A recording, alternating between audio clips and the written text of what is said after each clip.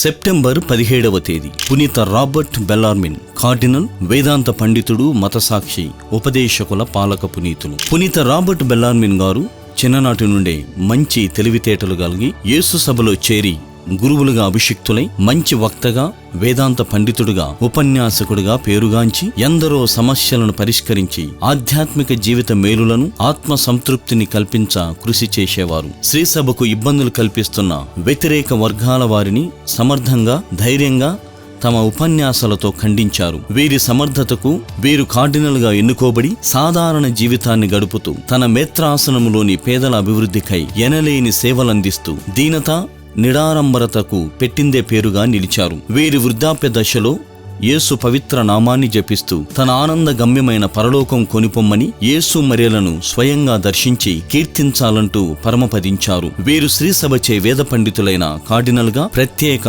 గౌరవ గుర్తింపు పొందారు.